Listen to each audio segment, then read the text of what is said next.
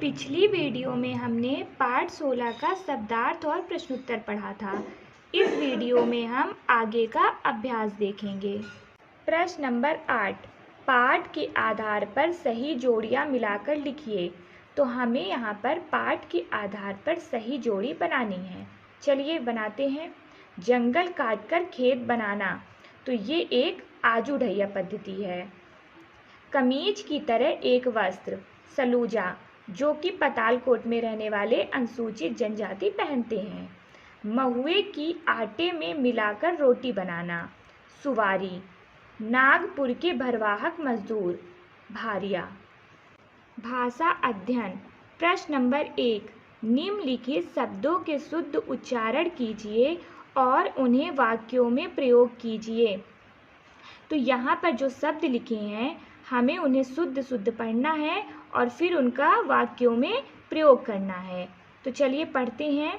संस्कृति, श्रृंखला, श्रृंखल, अभ्यस्त, आच्छादित, स्रोत, पदचिन्हों, आकांक्षा, सप्ताह। तो चलिए इसका वाक्यों में प्रयोग करते हैं। संस्कृति, आदिवासियों की अपनी एक अलग संस्कृति है।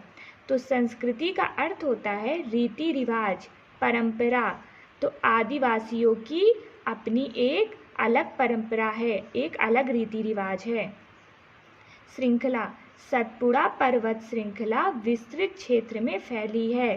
तो सतपुड़ा पर्वत, तो श्रृंखला का अर्थ होता है क्रम, कड़ी, परंपरा। तो जो सतपुड़ा पर्वत की श्रृंखला है मतलब कड़ी है, तो वो विस्तृत क्षेत्र में फैली है, मतलब बहुत दूर तक फैली है। श्रृंखल, उसकी कमर में बंधी श्रृंखल करधनी बहुत सुंदर है। तो यहाँ श्रृंखल का अर्थ हुआ करधनी, जो कि महिलाएं अपनी कमर में पहनती हैं। अभ्यस्त, पातालकोट के जनजाति लोग टेढ़े मेढ़े सकरे रास्तों पर चलने के अभ्यस्त होते हैं। तो अभ्यस्त का अर्थ क्या होता है? अच्छी तरह सीखा हुआ। तो जो पातालकोट के लोग हैं वो टेढ़े मेढ़े रास्ते में भी अच्छे से चल लेते हैं, क्योंकि चलते चलते वो सीख गए हैं।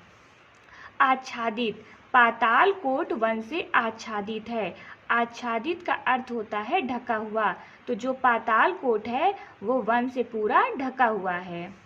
स्रोत, पानी के स्रोत दिन प्रतिदिन समाप्त होते जा रहे हैं। तो पानी के स्रोत मतलब पानी के साधन जिससे हमें पानी मिलता है, जैसे नदी, झरने, तालाब। तो यह तीनों प्रतिदिन समाप्त होते जा रहे हैं। पद चिन्हों, मैं गांधी जी के पद चिन्हों पर चलने की कोशिश करूंगा। तो पद चिन्हों मतलब होता है कि किसी के बताए गए रास्ते पे चलना।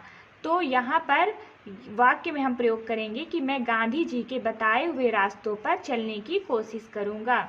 आकांक्षा, जीवन में बहुत सी आकांक्षाएं पूरी नहीं होती। तो यहाँ पर आकांक्षाएं का अर्थ है कामना, मतलब इच्छा। तो जीवन, हमारी जिंदगी में बहुत सी इच्छाएं होती हैं जो पूरी नहीं होती हैं। प्रश्न नंबर 2, नीचे कुछ शब्द और उनके अर्थ दिए गए हैं, उनकी सही जोड़ी बनाइए। तो यहाँ पर कुछ शब्द और उनके अर्थ हैं, हमें सही जोड़ी बनानी है। शब्द अर्थ, जिज्ञासा, जिज्ञासा का अर्थ है जानने की इच्छा। विश्राम गृह, विश्राम गृह का अर्थ है ठहरने के लिए बनाया गया भवन। सघन, इसका अर्थ होता है अधिक घना।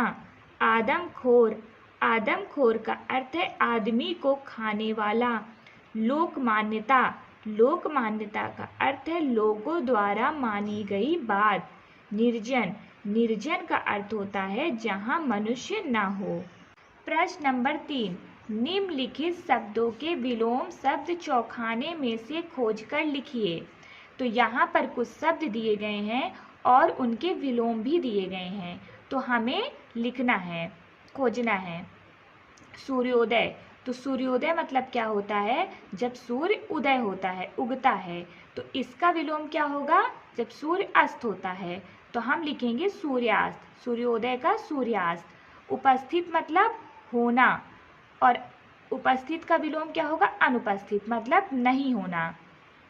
सस्ती, सस्ती का क्या होगा विलोम? महंगी। सीमित, सीमित का विलोम होगा असीमित। दिन, दिन का विलोम होगा रात। विजयी, विजयी का विलोम होगा पराजित। मैंने उत्तर नंबर 3 यहाँ पर लिख दिया है, एक बार आप फिर से देख लीजिए। शब्द विलोम, सूर्योदय सूर्यास्त, उपस्थित अनुपस्थित, सस्ती महंगी, सीमित असीमित, दिन रात, विजयी पराजित। प्रश्न नंबर 4, जन शब्द में जाति शब्द जोड़कर जनजाति शब्द बना है। इसी प्रकार आप वासी शब्द जोड़कर 4 नए शब्द बनाइए। तो देखिए, यहाँ पर जन में जाति शब्द जोड़कर जनजाति बनाया गया है।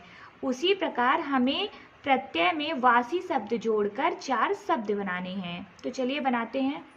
तो हम बनाएंगे गांववासी, शहरवासी, इंदौरवासी, आदिवासी। तो देखिए, हमने गांव में वासी जोड़ दिया तो क्या हो गया गांववासी, शहर में वासी जोड़ा तो शहरवासी। इसी प्रकार आपको भी 4 शब्द बनाने हैं, या तो आप यही लिख लीजिए या तो आप दूसरे शब्द भी बना सकते हैं। प्रश्न नंबर 5, सप्ताह में इक प्रत्यय जोड़कर साप्ताहिक शब्द बना है। इसी प्रकार निम्नलिखित शब्दों में इक प्रत्यय जोड़कर नए शब्द बनाइए। तो देखिए, सप्ताह होता है, उसमें इक जोड़ा गया, मतलब प्रत्यय जोड़ा गया। जो भी शब्द के आखिरी में जोड़ा जाता है उसे प्रत्यय कहते हैं। तो सप्ताह में इक जोड़ने पर क्या बना साप्ताहिक। उसी प्रकार यहाँ 4 शब्द दिए गए हैं, हमें भी उनमें इक जोड़कर नए शब्द बनाने हैं। हम बनाएंगे पहला, समूह धन इक बराबर सामूहिक। दूसरा, समय धन इक बराबर समेक। तीसरा, व्यापार धन इक बराबर व्यापारिक। चौथा, धर्म धन इक बराबर धार्मिक। प्रश्न नंबर 6, निम्नलिखित शब्दों में यथा स्थान अनुस्वार और अनुनासिक चिन्ह का प्रयोग कीजिए। तो देखिए, अनुस्वार शब्द वो होते हैं जिनके ऊपर बिंदी लगती है, और अनुनासिक शब्द वो होते हैं जिनके ऊपर चंद्र बिंदी लगती है। तो यहाँ पर जो शब्द दिए हैं, ना उनके ऊपर बिंदी लगी है ना ही चंद्र बिंदी लगी है।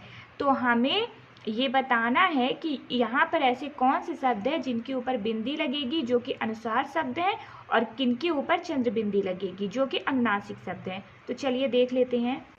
तो हम बनाएंगे अनुस्वार अनुनासिक, अंचल, श्रृंखला, कंद, पंचायत, आकांक्षा, ये हो गए अनुस्वार।